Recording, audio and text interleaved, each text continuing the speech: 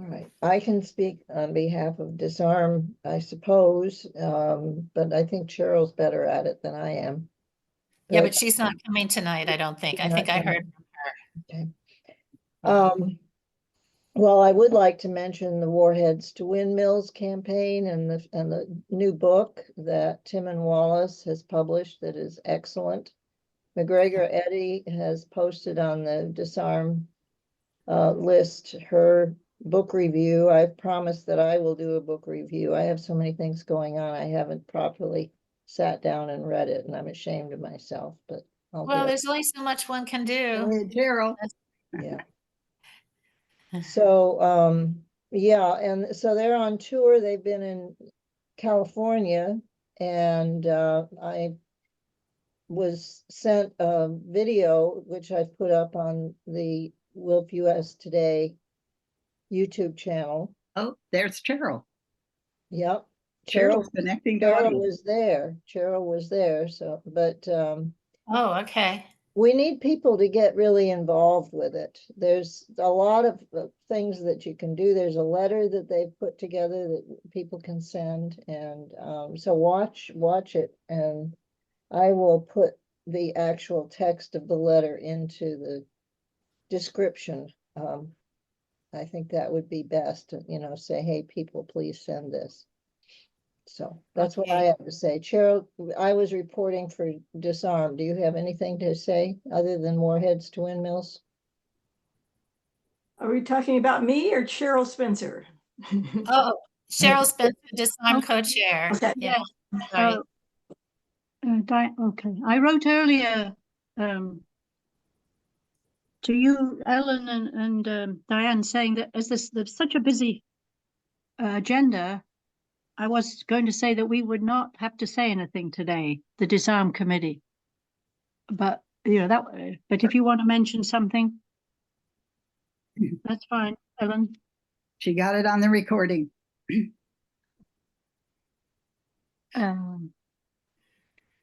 Okay, so it's after 8. It's 8:01 Eastern time. That's my time. So hello, everyone. I'm not going to have check-in or anything. I'm just going to start the meeting because sometimes check-ins take so long. And we're going to be open for questions multiple times through the night.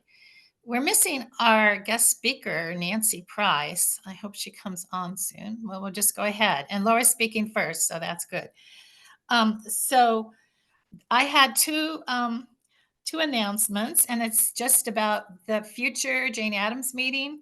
Next month, we're going to have the CSW, Commission on the Status of Women, people that had attended that speak. And then the next month, Mary Hanson Harrison is going to present she has a presentation on Jane Addams, and that's May. And she thought it would be good if she did it right before the Congress, so everybody's kind of up on Jane Addams and WILPF. So those are the two future ones I have planned. And then this is going to be recorded and going to be on the YouTube channel WILPF US Today. So everybody can refer to that later if you want, and other people that missed the meeting today can hear it. Okay, so we have two guest speakers for today, and the first is Laura George. As you can see, she has the Peace Pentagon behind her, and she's has this great initiative that she's going to be telling you about. So I'm and I did have some bio in the e-alert and the branches listserv email that I put out, so you can refer to that. So Laura, why don't you go ahead and take it away? All right, thank you, Diane, and it's a real pleasure to be with you ladies tonight, and I think one gentleman. I am new to WILPF. I have joined both WILPF US and WILPF International because I feel like I'm making up for lost time. I can't believe I didn't know about WILPF, and you'll soon see why, because this presentation is a lot about the storied history of this group. So I'm going to launch into the presentation and share screen. I'm going to start from the beginning. Okay. So tonight I want to tell you about a new initiative. It's called the Founding Mothers Movement. And it actually started as it was supposed to be a one-page proposal I wrote to a group of women. It was a Evolutionary Leaders Collaboratory. Evolutionary Leaders is a circle that was started by Deepak Chopra, Barbara Marx Hubbard, and some cutting edge evolutionary consciousness experts. So what started as a one-page proposal ended up an 18-page white paper, and this thing just poured out of me. And now we've got a slide deck, and it's starting to manifest. It's starting to become real. So I'm going to read this quote by icon Rianne Eisler, because it's sort of the centerpiece of this entire strategic plan. And she says, partnerism is power with, not power over. It's a new social category that transcends the conventional polarities between right and left, capitalism and communism, religion and secularism, and even masculinism and feminism. We must unlink masculinity from domination and violence, and femininity from subordination and obedience. So the vision for this movement is to transition, finally, humanity into this new paradigm. So out of patriarchy into partnership. We also want to shift the paradigm from militarism to partnerism. And we're acknowledging that in order to do that, to be realistic, we're going to need to transition the military industrial complex. So we're proposing an interim peacekeeping force. Our objectives are gender equity and global peace. So we're right in here with you ladies. We also acknowledge that in order to attain international peace, we're going to have to give the International Court of Justice mandatory jurisdiction to resolve disputes. Our core values are democracy, and the reason that's up front is because we've been witnessing a 20-year decline in democracy globally. Our other core values are peace, nonviolence, gender equity, and I've got wisdom here at the end because I think it's going to take female wisdom to pull this off. We've got some strategies here that should ring a bell because it's the same strategies the suffragettes used 100 years ago. So the goal is to create this trifecta of women's rights, peace, and spiritual groups. And I've mapped out a 2-year campaign because the average successful nonviolent campaign lasts 4 years. The average successful war, by the way, lasts 8 years. So we've mapped out the first couple years of what we hope will be a global movement. And we wanted to present it to WILPF because you'll see you really are at the center of this plan.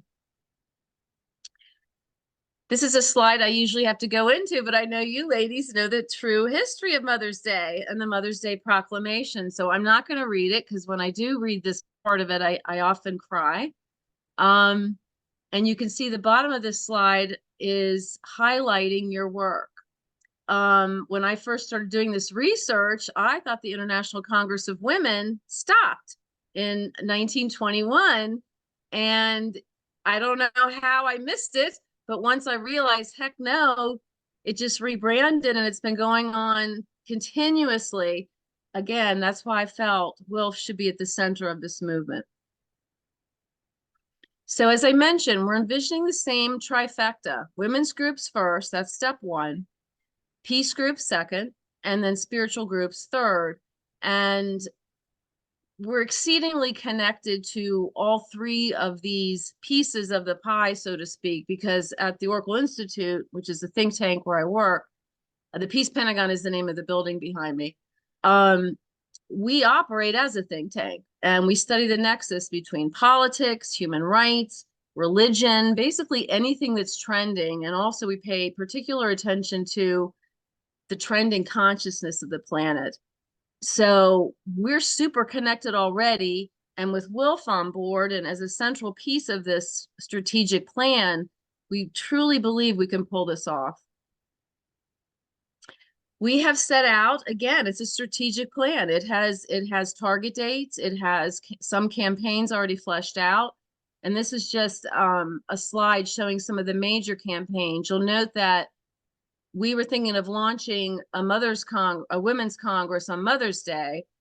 And then I learned that your 35th Women's Congress is coming up at the end of May, which I am going to very happily attend. Over time, we're hoping that maybe there's a possibility we can either merge these congresses or let WILPF take the lead entirely. But you'll see I've mapped in a 36th Women's Congress next year, a 37th the following year in 2026. The goal is that by International Day of Nonviolence, which is Gandhi's birthday on October 2nd, we will have had enough time to create and publish the Founding Mothers Manifesto.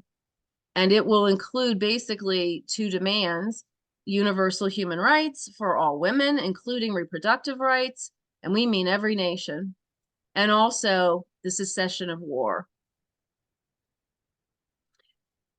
What we're doing right now is forming what we're calling the Founding Mothers Commission, and this is an incubator, and it's a group of already exceedingly prominent and very, very skilled women who are helping us get ready for this Congress. We met our first target date, which was March 8th, International Women's Day. So we started meeting just a few weeks ago. And over the next 2 months, we got a lot of work to do if we want to launch the Congress. So we need to create the architecture for the governance. And incidentally, I've asked to see your all's org chart. I'd love to see how you guys do your Congress, how it's actually structured. We're envisioning a peace room circle, and this would be a group of high-level strategists from around the world. Again, a Founding Mothers Manifesto committee. This would be the circle that's charged with drafting the document. We've already got lawyers involved from all over the world. Obviously, we need a technology committee, a marketing committee, and then because the second and third arm of the movement are the peace and spiritual groups, we're envisioning circles that take that on to build this coalition even further. This is sort of just a rough sketch of how we think this first Women's Congress would go. Startlingly enough, no one had ever purchased the URLs Founding Mothers. So we were able to get foundingmothers.world, .global, and .earth. Also shocking is the fact that Women's Congress was available. I mean, I know people just buy up URLs to sit on them to sell them. So we also got Women's Congress, World, Global, and Earth. We're envisioning this first Congress as a one-day virtual session. And we're hoping, though, that it will continue to meet on a monthly basis because we're very serious about starting the campaigns January of next year. So publishing the manifesto in October and then starting January 1st of 2025.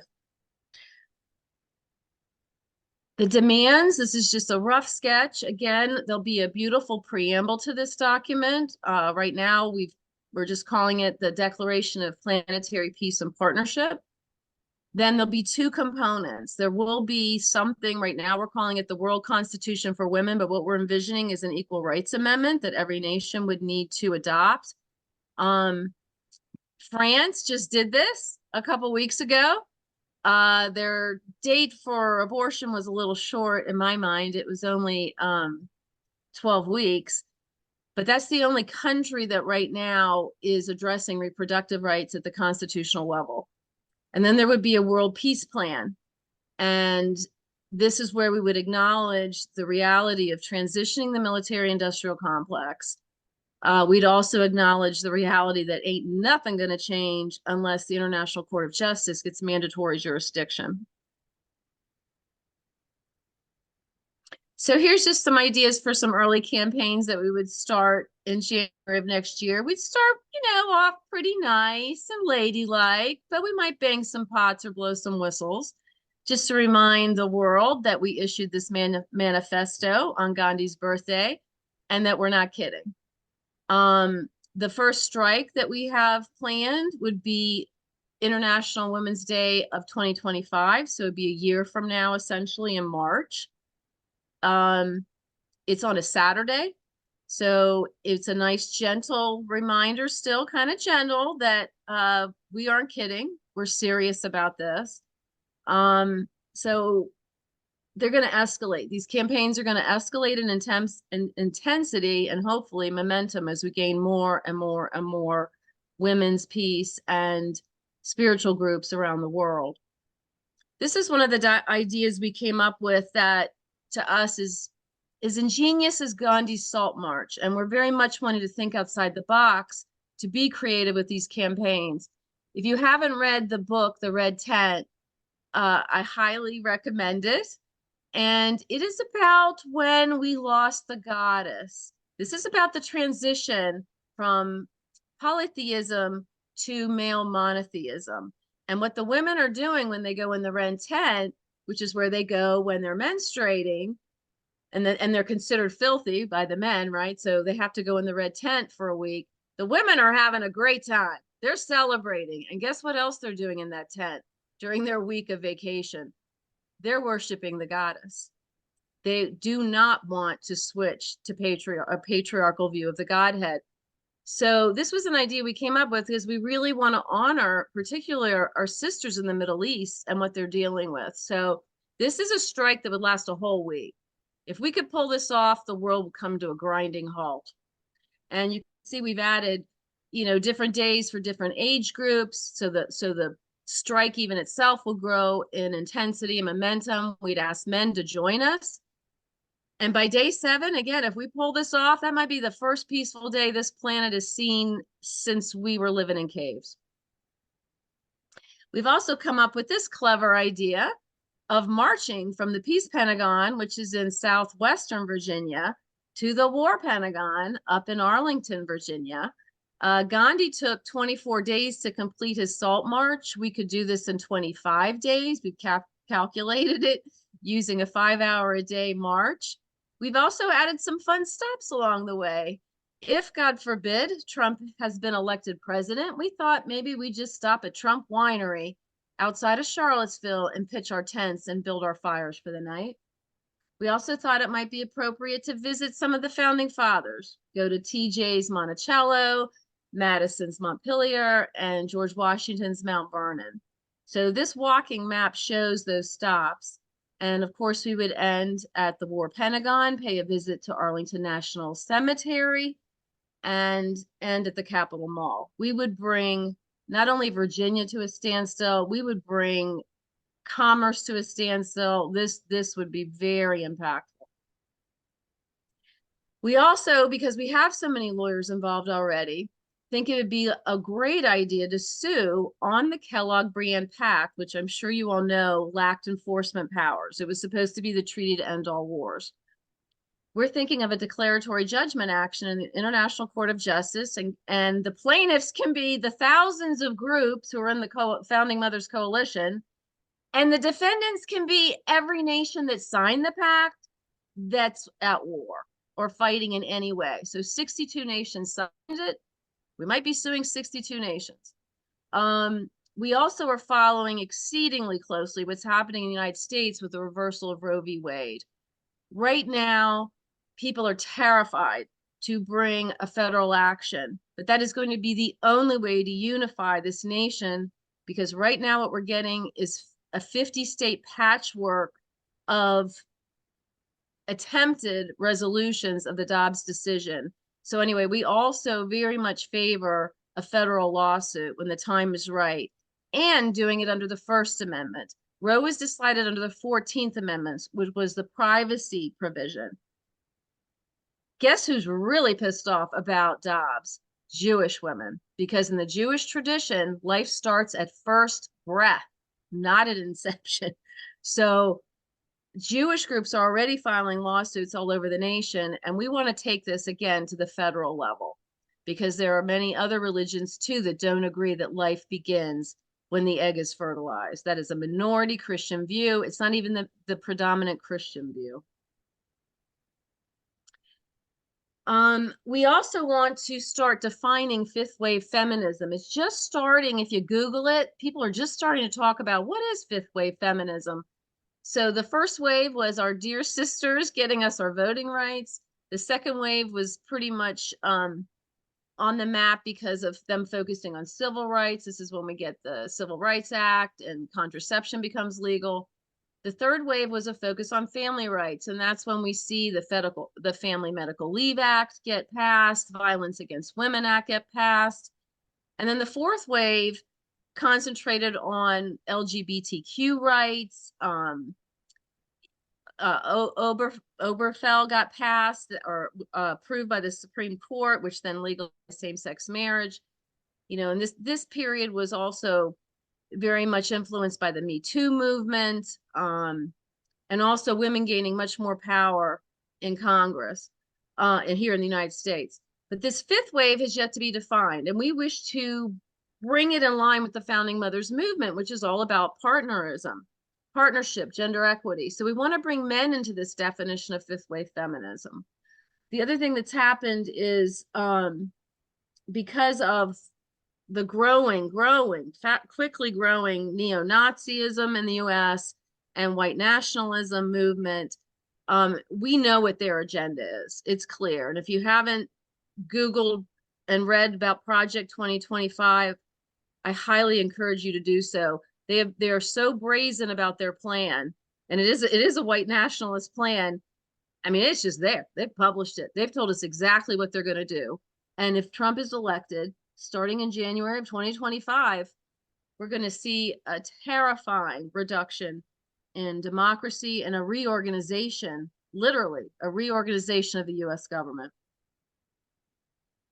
One of our theories of change is that the consciousness level of the planet has now reached the point where this movement is feasible. It would not have been possible 50 years ago, but because of our interconnectedness, because of interfaith movements, and also the availability of understanding other cultures now at the touch of a button, the world is going world-centric in its consciousness. That green meme there, stage 6, I call it the realm of the new human, and it's the fastest growing meme on the planet.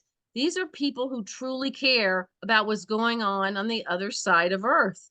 The starving child in Africa is their starving child. So that level of consciousness, some would say it's Jesus was talking about, right? It's unconditional love, is finally starting to manifest for many, many humans. Whereas what we're dealing with when I refer to white nationalism, that's stage 4. That's an ethnocentric worldview. So because the spectrum of consciousness continues to follow the evolutionary impulse, this is one of our theories for why this movement is timely. Another theory of change is integral theory. Ken Wilber has been called the Einstein of consciousness. He's the author of integral theory. And what movements do is they build momentum in what's called the third quadrant. This is the cultural we space. So Gandhi, Martin Luther King, they first had to get the power base in this third quadrant sufficient to then demand change in the fourth quadrant, which are our systems, our institutions, the government itself.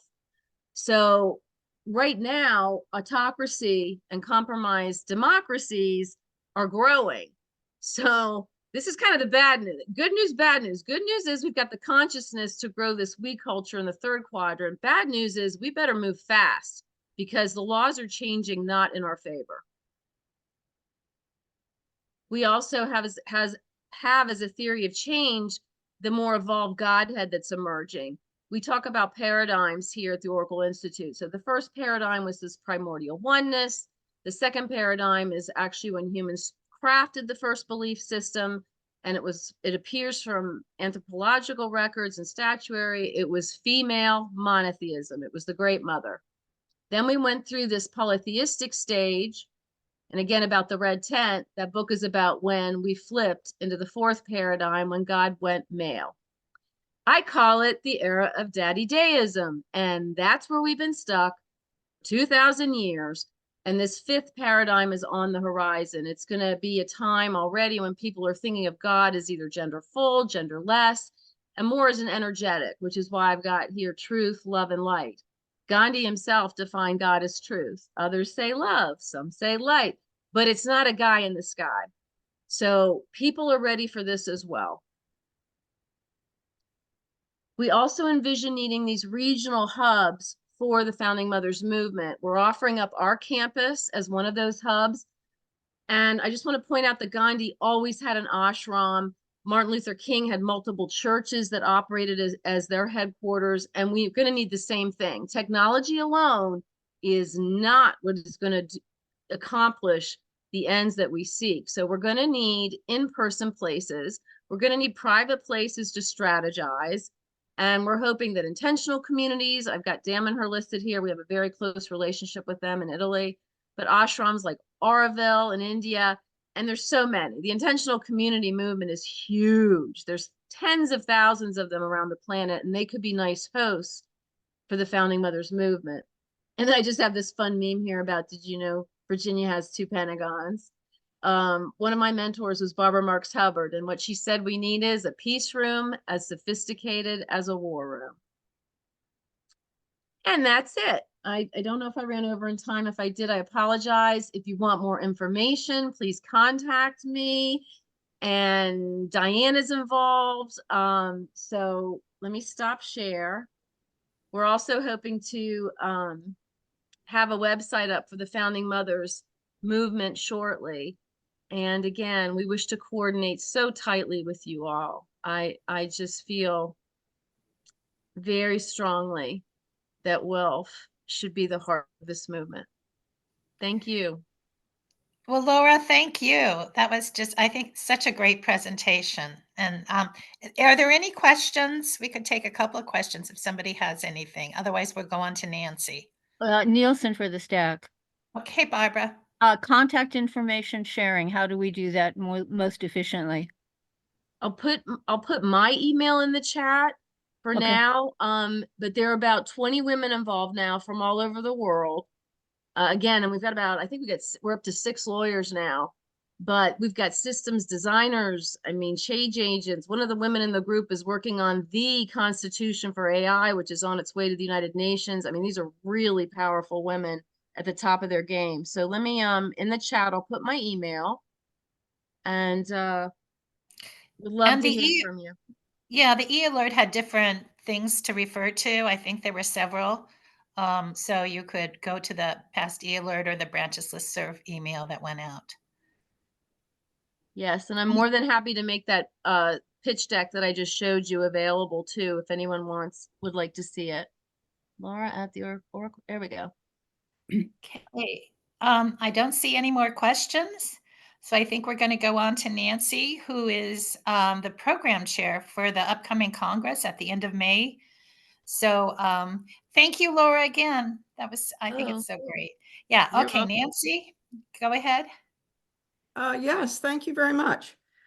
So I might suggest for your upcoming reading, if you go to the WILPF US website, click on resources, and then click again on Peace and Freedom magazine, and scroll down to fall 2003. And there you will find the front page, the cover of Peace and Freedom, which is titled Hydropolitics, the Future of Water. This was in 2003 when Regina Bertram, who was part of the Minneapolis branch there, organized a number of authors and articles for this particular issue. And if I just read quickly what the titles are: Water, Women, War, and 21st Century Globalization, Myths about Water Privatization, Weapons and Water Do Not Mix, Revolt Against Water Privatization, Whose Governance, Who Has and Who Doesn't Have, and who controls it, that is water, how do we use it? So you can see that with our theme of the upcoming 35th Triennial Congress of Water at the Front Lines for Peace, that we have a lot of work to do, because many of the issues that we will be presenting and with analysis and action proposals are still part of the conversation and of the need to challenge who owns water, who uses it, who profits from it, and how this impacts women, our health, and the communities we live in, both our communities and the communities globally. So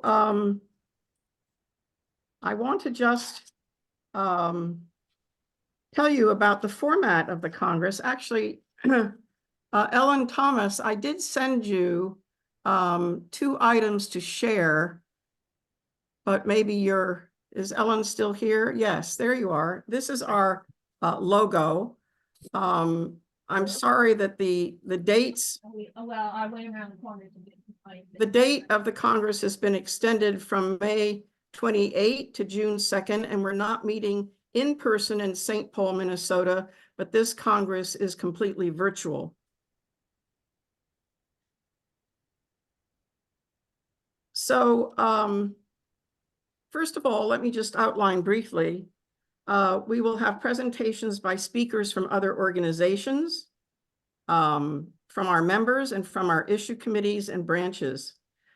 Let me just say from a few of the presenters from outside organizations, Mary Grant will be speaking to us from Food and Water Watch about privatization and the Water Act, which has been submitted to Congress for several years, but we really need to develop a campaign of advocacy and action so that we can support Food and Water Watch in trying to get now the funding passed in this Congress, if that's possible, to fund the repair, the restoration, the rebuilding, and new water and sanitation systems in this country.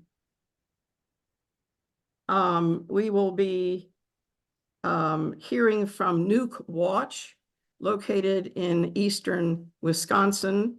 They have been writing and campaigning about the Monticello, Minnesota Monticello nuclear power plant that had a water break and leaked tritium into the groundwater, possibly contaminating also the Mississippi River.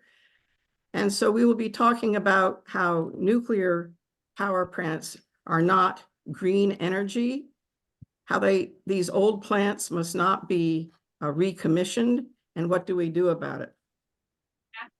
We will hear from Chris Jones from Iowa, speaking about CAFOs, animal feeding operations, hog farms, beef and chicken farms, and how the way that they handle the animal excrement and pollution of so many groundwater systems, but also surface water, and how this must stop, and we must challenge the regulations that allow to continue that kind of pollution and the health impacts on surrounding communities, also from the reduced air quality. We will be hearing from Patty Naylor, a woman farmer in Iowa, about regenerative agriculture. And we will be also hearing from Timon Wallace, from warheads to windmills. He will be talking about a project in Massachusetts to see if the Massachusetts state legislature, responding to grassroots activism, will endorse this call to move from warheads to windmills and use that and to move from a war economy to a peace economy to fund all the kinds of human needs and restoration of the environment that is so necessary at this point in time. We have invited Osprey Ariel Lake of the Women's Environment and Climate Action Network, and we have invited Ray Atchison of WILPF, Women, Peace and Security, and we're waiting for their replies. We will also hear from Pat Elder, Patricia Hines, and Marguerite Edelman about water contamination by PFAS, how it impacts women, children, prenatal and postnatal development, and continues throughout our lifetimes to impact our health. We will be talking about, is it time now to work locally, that maybe we can have more success at the local community level? And also we'll advocate for people to take WILPF women to take blood tests and really see whether or not they're they have PFAS in their systems. PFAS is in placentas, in the breast milk of women, and in newborn infants. So we really need to highlight the impact on women's health in particular. And we will have Ricky Gard-Diamond speaking. She is a member of Women, Money, and Democracy, and heads up the, oh dear, now I'm blanking out, sorry. The, An economy of our own. An economy of our own, yes, thank you very much for reminding me. She will be talking about what is happening with financial investment in water. That is, some of you may have read years ago in the early 2000s, Maud Barlow and Tony Clark's book on blue gold. Well, now blue gold is what those with the money to invest in water futures, in water stocks and bonds, how they're making money at our expense, so to speak, and how investment in land that has water rights attached to it then gives them even further control over water. We'll also talk about how trade agreements, the investment trade agreements, of part of the international trade agreements, that once water is transported across, bulk water is transported across national lines, that then it not only becomes an economy, but the international trade agreements can challenge not only environmental laws, but water rights laws. So one final speaker that I might mention here is Tamara Lawrence. She's a Canadian member of Canadian WILPF. She's a wonderful speaker, activist, analyst, and she's going to speak on oceans of peace. That is, how can we end the way oceans are used for all sorts of military exercises, that military bases are built at the edge of water, and how they pollute land and water, continually adding to the way that we ourselves are then threatened by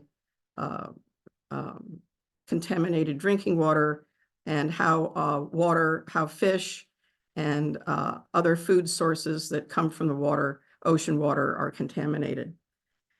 So let me just say too that we will be hearing from the issue committees and how some of their programs, campaigns are featuring an analysis of water issues. We will hear from Disarm, Advancing Human Rights, Earth Democracy, Women, Money, and Democracy, and a couple of others to be determined. We will hear from branches. We're going to have a special feature called Post-it Notes on Water, asking members and branches to post Post-it notes that we will then arrange in on whiteboards about asking the question, what kind of water issues do you have in your community or in your region? And what are you or people there or organizations that you know are organizing to address these water issues? And what have been the climate changes where you live and how they have been affecting you and your community? And then we'll sort of arrange these Post-it notes by geography. And in our breakout rooms, we will have those of you from geographical areas assemble, gather, and discuss what you can do to address both the water and the climate issues where you live and your region. That should be a very, this is a translation of what we were going to do at the in-person Congress, and we hope we can translate this into a sort of Post-it note and online event. We will be having breakout rooms at the beginning. So keep in mind that for this virtual Congress, we will begin at 9 a.m. West Coast time, which is noon East Coast time. We will end at 6 p.m. West Coast time, and of course that's 9 p.m. Eastern time. We will have early bird activities. We will have night owl activities in the breakout rooms. We will have music. We will have social meetups, conversations. We will have music, poetry readings, and other presentations that any of you might like to contact us to present. We hope that coming out of this Congress will be an increased commitment to advocacy, education advocacy, and action on water at the front lines of peace. How do we highlight sufficiently the impact of conflict and war on water so that we can make clear that women, first of all, need to be at peace tables. Secondly, the impacts on communities of reduced water access, on the cost of water, impacts women and girl children dramatically, and how we can also advocate for clean, sufficient, and water as a human right. This is really so essential that we can both mobilize here and mobilize with our WILPF sisters in international sections. The Advancing Human Rights Committee will be hearing from a representative from Africa, for example. Right now, Johannesburg, Africa is in a dire drought, and there's insufficient water for the, in particular for the poorer African communities there, Black communities. This is, of course, something that we see in this country as well. When I was, a few years ago, when we had our water rates being raised in Davis, California, where I live, I did some research and found out that it was the poor communities in Davis and our surrounding cities that had water shutoffs because they couldn't pay their bills. To get the water back on, they had to pay $50. And then when they did that, of course, you'd see the same household listed as having a water shutoff. It was quite a revelation to me and to the people who were advocating for higher water rates. And in fact, we were able to defeat the not only the water rates, but some other shenanigans that were going on. But unfortunately, my city council and the neighboring city council voted to privatize our water system. So there you are, you win some and lose some, but let's stop winning a lot on how we change the system for a system that puts people and the planet over profit and really advocates, as Lauren was, that we need to challenge the patriarchy that is so engaged now in wars and spending our money for war. And how do we move now from a war to a peace economy, putting people and planet over profit? Thank you very much. Well, thank you, Nancy. Any questions? I'd be glad to take them. And you can email me at nancytprice39@gmail.com if you have questions. Thank you. Okay, I see Cheryl has a question. Yes, a very impressive list of outside speakers. That's just Nancy. part of this. That's Right, just a few of the speakers. Right. No, that's marvelous. So my branch here in Palo Alto, in the peninsula south of San Francisco, when we thought the Congress was going to be in person, were planning to make a poster that talks about the San Francisco Bay, one of the biggest bodies of water, with a lot of industry around it, a lot of work being done to keep it clean and to allow the salt marshes to exist. So right. Yeah, so we will have, we'll have a breakout room where you can post, you can have your materials that you've created can be posted on the website and then available in that breakout room where you could, for example, be welcoming guests into that room and have a conversation. Right. So if we'd been in person, the poster would have been up on some wall all the time, Yeah, right? yeah. So do you see, you talked about having a website of the Yes, we're Congress. going to have a website, and So in that probably, yeah, good question. We could probably post those materials on the website. site, so people could see them, and then we'd have a set period where some of us would be in the room, a breakout room, Yeah, to interact with anybody else who's worried about bays and where the fresh Right. water and the seawater come together and things like that. Because yes, we will Yeah. have breakout rooms on book discussions and films. And all of this will be on the website available during the Congress and after. Thank you for asking that question so I could answer it. So thank you. yeah, very good. Thank you. Awesome. Any other questions? So there will be a postcard going out to give you more information about the Congress. There will be several action alerts going out and e-news. So keep your eyes peeled. Always open and read those items that come to you from WILPF. And we hope to have a very excellent turnout. Registration will be open in second week of April, early bird registration. And I think this will be a Congress that will really set us off for a 2-year mission to challenge war and bring about system change and make claims that we are the peacemakers and we women need to be at the peace table. Can you mention about how much registration will cost? I mean, this cannot be free. A lot of No, this this is not free. No, the let me see. The so we start on Wednesday, the 28th of May and go through June 2nd. The registration fee for the entire Congress is going to be $55. Each day, if you want to register separately, will be 20.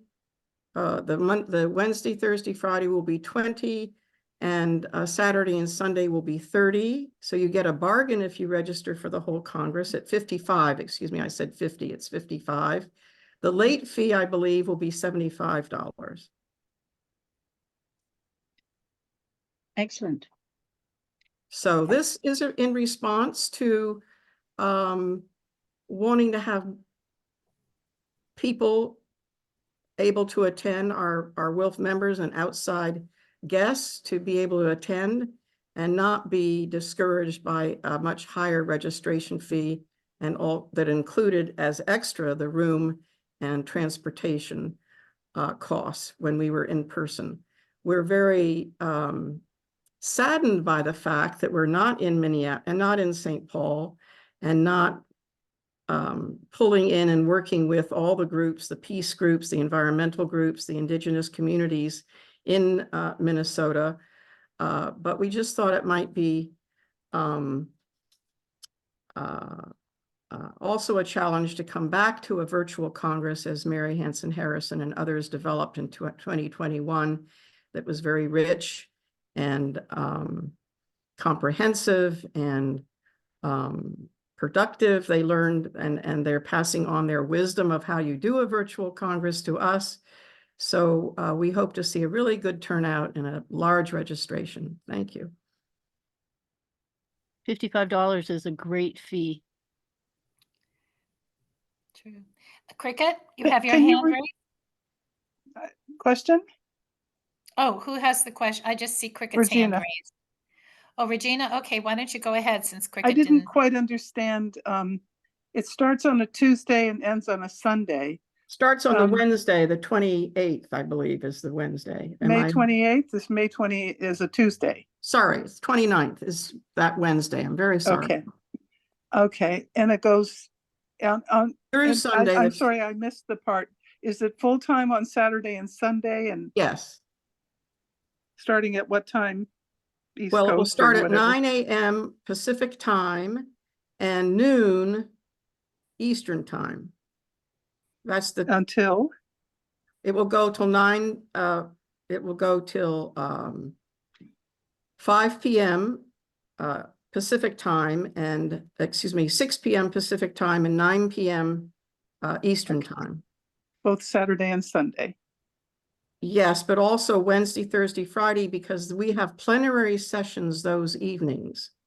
But only in the evening, if I understood. Yes, but then the other, we will probably have our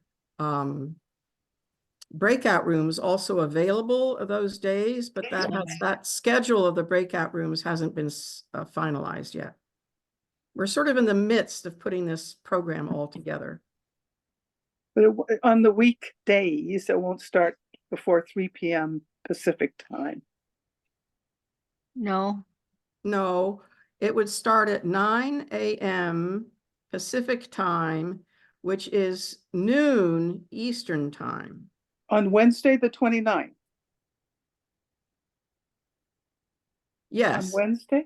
Yes, Wednesday, Thursday, Friday, Saturday, Sunday, but we will not have daytime programming except in the breakout rooms where we will have social meetups. We will have probably music, poetry, book discussions. It might be that we will do some films. We're not sure about that. There may be some other activities or other opportunities in those breakout rooms on those days, but then Saturday and Sunday will be full programming with our issue committees, our branches, the post-it, maybe the post-it exercises. We're thinking about having that in the breakout rooms, but we're not certain about that yet. We're working on the technology for the post-it reports of, the water concerns and climate concerns in your communities or your region. So we're working on that technology. We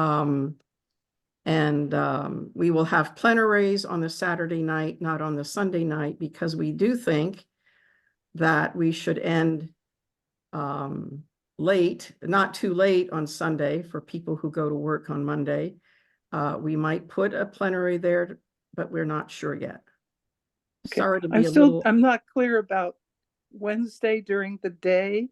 You're having programming starting at 9 a.m. on a Wednesday. Did I hear you correctly?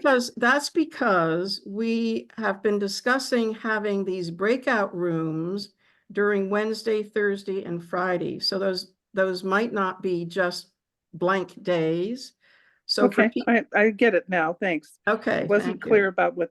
I'm more sorry. concerned about the programming, not the breakout rooms. So they're going to be after 3.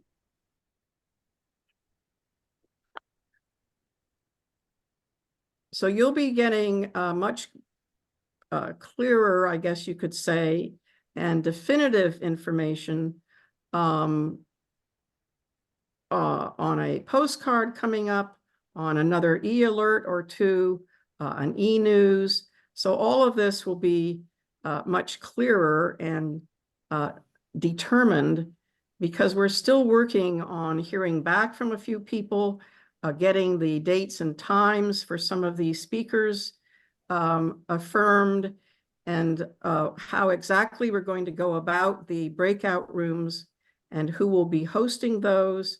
So this is to give you a real, what would you say, first glance, to put the dates in your calendar, and then watch for all the news items that are going to be coming your way.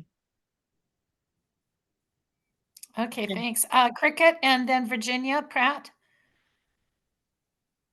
Cricket, you have your hand raised. Okay, well, I guess Virginia, go ahead. Yes, I'm thinking that we will, as an organization, believe that water and the right to believe that there's a fundamental right to clean water. I'm not sure if that's part of the UN Charter and one of the declared human rights, but I'm believing that that is what we believe, is that we all have the right to clean water. And if WILPF US has not done this already, I'm hoping that we might have a clear statement about how we oppose what's happening in Gaza right now, where Palestinians do not have access to clean water, in the same way that when we had the WILPF US Congress in Detroit, we had demonstrations about people in Detroit being cut off from clean water, in the same way that we would want people across the US to have access to clean water, and we would want people across the world to have access to clean water. Yes, thank you, Virginia. Well, first of all, we can talk further about the issue of how water in Palestine is being used as a tool of war. And then we could talk about, the Water Act. So the issue of privatization and the Water Act that Mary Grant will be talking about does address to some degree the issue of the human right to water, because not only does it involve looking at the cost of water and affordability, but it's also looking at how do we get the thousands of water systems and wastewater systems in this country, which are 75 to 100 years old and failing and leaking, repaired and rebuilt and renewed. So those can be campaigns that we develop. But I think we can look at the human rights of the Convention on the Human Rights of the Child, which I've talked about quite a bit. And we can look at the general Covenant on the Human Rights in general. Now, here in California, it took us 4 years of a coalition campaign, particularly with the impacted agricultural communities in the California Central Valley and the West Coast, the Pacific West Coast around Santa Cruz, to get a bill passed by the state legislature. Finally, Jerry Brown agreed to sign this bill that establish a water policy in California that everybody has a right to clean, safe, sufficient water for personal household use. And it has taken legislation yearly in the California state legislature to keep the funding going on specific needs that year or the next years to find that policy would be fully implemented incrementally, I have to say, when a bill was submitted and the funding was created for that. But this is the only state in the country that's passed that kind of bill. It's a model bill, and there could be an effort either in communities where you live, or it could be in the state where you live to try to work on this kind of legislation. Of course, the problem here is that we really have to get the, if we're talking about the human right to water, safe, affordable, but the safe there is the key issue right now with PFAS and other kind of contaminants in the water. So we have to rally around, I think, what the issue is for human health and the health of the fetus in utero, the young child, and all of us as we age and find that we are being impacted by different kinds of illnesses. It's a terrible thing that in 1950s and 60s, it was known by the Department of Defense and the military that a lot of these contaminants, including PFAS, were carcinogenic and harmful to human health. And we absolutely have to make this, who knew, who did anything about it then, and what do we do now? So we will have from the Earth Democracy Committee, a panel on PFAS and how do we work locally rather than at the state level and the federal level, where it's much harder to get progress on this particular problem. Okay, Cheryl, you have a question? Yes, regarding the IT aspect of such a Congress, I did offer my computer and my Zoom account, if we were going to be in person in St. Paul, to help stream some of the plenaries out to people who couldn't come. So will you still be wanting to use my account for, I mean, if you have multiple breakout rooms, maybe some of them would be hosted by people like me who have a Zoom account paid that will take over 100 people, for example? I think we won't need your computer, but we would love you to be a tech helper. We want at least 10 to 15 people who will be technology helpers and doing exactly what you might have done for the in-person, but we'll need for the, we won't need your computer, I believe, but we'll need your sort of technology help. But I'll get back to you, Cheryl, if you'd like to do that. And, well, I don't claim to be that savvy. Well, we're going to teach people. Right, you're going to have to teach me, because I got stuck the other day.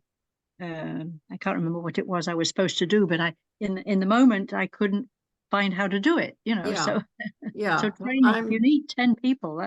You're going to have to train us. Yes, thank you. Yes, we will do that. And thanks for asking. Okay, Cricket, this is your third and last chance to speak up. Yeah, I think she has her hand stuck up because I've called on her 3 times now. So I think that's all the questions that we have. And thank you, Nancy, so much. That was great. It was a great taste of what's coming. Yes. Okay, so now we're into I'm going through, I'm not going to call individual people on the roster, but I'm going to just go through and ask anyone on the board if they would like to speak about something.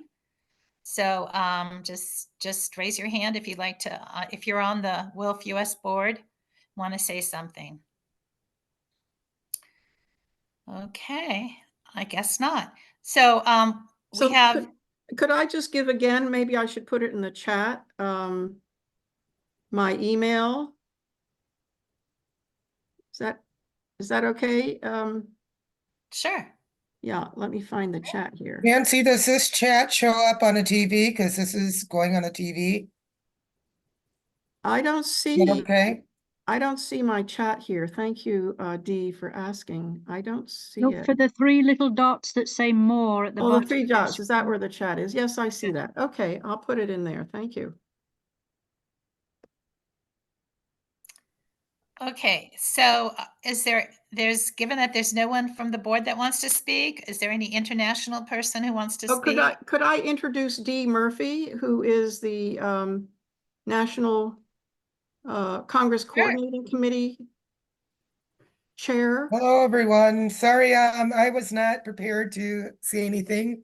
Nancy did a great job on the work that we've been doing for close to a year now, building the theme for this Congress. And I hope for those who are coming in to understand a little bit about WILPF and its history, that the Congresses that we have are really built.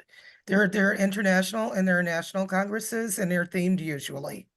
So, if people would like to, the only thing that maybe Nancy didn't cover, and she did a great job, was that we have a great technology chair now who is going to gear everything to do with the breakout rooms. And she has suggested that we have poster rooms for people who we're going to bring posters. So the poster would stay up like Cheryl covered, and people can go in and chat with people about their various interests.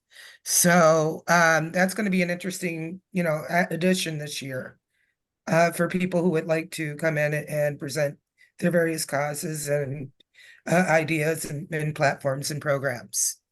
Also, I wanted to let Virginia know that the Middle East and the Middle East Justice Action Committee and Disarm and a couple of other committees, I believe the Cuba Alliance, maybe, Nancy, they're all going to be covering areas to do with water and warfare and how it impacts women.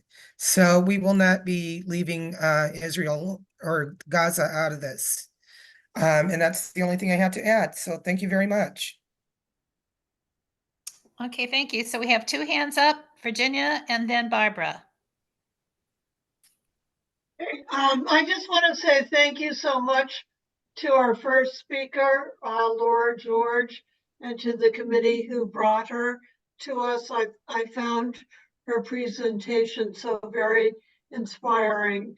And Dee, thank you for speaking to my concern. Thank you. Okay. Barbara? Thank you. So I'm the National Treasurer, for those of you who do not know, and I'm delighted to be on this call, and I'm thrilled at hearing the great things that are being planned by Nancy and the Congress Program Committee, as they usually are outstanding. I've never been to a program Congress that didn't have a good program, and Nancy's been a great part of that, and the committee. And also, Laura George, thank you so much. I was recently able to speak to some Unitarian Universalists in San Francisco. They wanted a speech on International Women's Day, which is not one of my most favorite things, mostly because somebody decided that we should have one day out of 365 while men get 365. And I've never thought that there's much equity in that. But the UN has done a lot to level the playing field.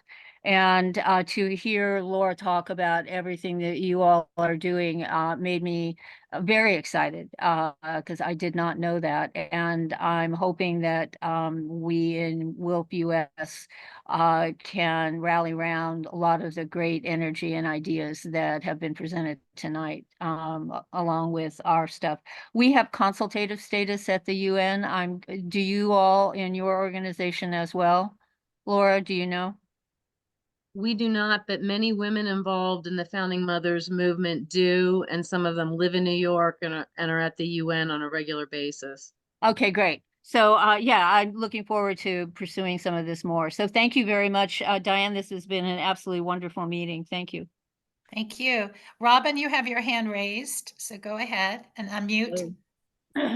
Yes, hi everyone. Sorry to come in late. I want to thank folks. I was at the Commission on the Status of Women. I saw Virginia Pratt and other people there.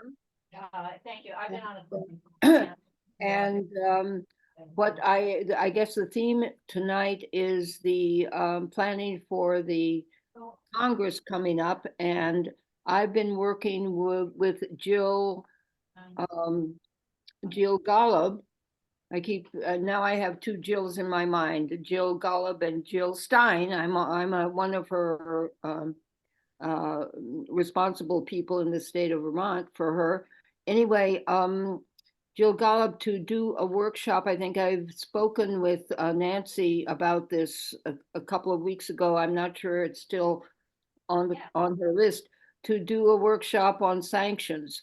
Jill Golub is a remarkable woman who has just recently joined Burlington WILPF. Her family is from Nicaragua and from what I call Sandinista royalty. Her uncle was Descoto, who was the head of the UN Assembly at a certain point in history. Anyway, she is a translator and is keeping track of what the impact of the sanctions are, especially here in Latin America. Of course, there are many sanctions elsewhere too, but mainly in Cuba, Venezuela, and also Nicaragua. So our branch would like to have some kind of a workshop, and I don't think I've filled anything out to say so, but what should I do? Go to the website and I'll call you up, Robin. Yeah, good. All right. Yeah. Okay, if there are no other questions for Nancy, we'll go on to any issue committee chairs that want to say something. I see several here. So this is your chance. And then being that there are none, any branches that want to say anything? Any branch leaders? Okay, so this is the format we'll have every time. We'll go through the board and then the internationals, and then the issue committee chairs, and then the branches, and then we open it up to everyone. So Robin, go ahead. I see your hand. Yeah, okay, a branch report. Yesterday, we had a meeting on, is there a peace movement? Is there a peace movement, an anti-nuclear peace movement and in Vermont or larger? And we had the good luck, and I can send minutes of this out if you're interested, by having a journalist with us who has been attending the Nuclear Deterrence Summit in Washington, D.C. These are appalling places where the madmen who believe that nuclear war is winnable gather and share information and pour money on each other, because there is so much money in the defense budget these days to modernize nuclear weapons. So this reporter, his name is Jim Carrier, came to our meeting, and he said he is in the midst of doing a report to, writing a story to Progressive Magazine. And so that will be published. So that was kind of thrilling to think that we actually have a journalist who's going to come and report what we're concerned about and what we're doing. So watch for the Progressive in a few months. That's our good news. Thank you. Okay, George Friday, you have your hand raised. I do. Thanks. Greetings, everyone. I hope everyone is fine. I have an announcement that's not so much about being program committee chair or even the organizer of the Southern Piedmont branch, but it is something that I hope someone will be interested in. I'll make the same announcement at next Tuesday's program committee meeting. But the Poor People's Campaign here in North Carolina, of which I'm tri-chair, and every year for the last 3 years, I've organized an event, usually on April 4th or close to it, where we read Beyond Vietnam. Right, good. So there are like 18 parts. Yeah. And so ideally we have 18 volunteers. Last year we had 9, so everybody had to read something twice. But I'll put my email in the chat. You might know it, but if you don't, I'll put it in the chat before we leave. And I would love for anybody who's interested to pony up to read. You don't have to be an actor or anything like that, but you do have to have a pretty strong voice, and some of it is hard. There's some of it is hard to read without crying. So I don't do those parts. But there's some that are fierce, and sometimes you want to do that part. So that's all really. I can't say the exact date now because I'll find out based on the volunteers what is their best day to do it, close to, if not right on, April 4th. But April 4th isn't a weekend day this year, so we'll have to sort of figure it out. Thanks. So you want this to be, it's a Zoom event, so those of us far away can take a voice? Absolutely. It's definitely national and on Zoom. Wow, okay. And streamed on the North Carolina Poor People's Campaign page, and recorded and then put on the United for Peace and Justice channel on YouTube. Wow, okay. I'd love to do that. Thank you. Cool. Okay, Nancy, you have your hand raised. Well, first of all, George, I would love to do that, so add me to your list. And second of all, I want to recommend a wonderful book by Vincent Harding, An Inconvenient Hero. It's a wonderful account of Vincent Harding, his close relationship with Martin Luther King, and also how he helped write Beyond Vietnam, and how he mourned after King's assassination, that in helping to write that address at Riverside Church, that he had put the bullseye on his Wow. brother, Martin Luther King. It's a wonderfully written book, paperback. You can find it in paperback. Nancy, and who met Vincent Harding? Pardon me? And who met Vincent Harding in person? Oh, well, in 2011, I happened to have met him at Riverside Church. Now that you ask, when actually there was so in any case, but it's not just that I met him that I'm recommending this book, but it's a wonderful book. Okay. Are there any other questions at all of anything, anyone? I'm opening it up to anyone who wants to say anything or whatever. Nancy, your hand is still raised, but I'm pretty sure that was. No, sorry. Yeah. I thought so. So if that's the case, then the meeting is adjourned and it's a nice time. I like 1 hour and 15 minutes. It's good. So thank you all so much for attending the Jane Addams meeting. Thank you for inviting me very much, Diane. Appreciate the opportunity. So a third Wednesday every month at 5 Pacific, 8 Eastern. Okay, thank you. Take care, everyone. Bye. Goodbye. Thank you. Bye, everybody.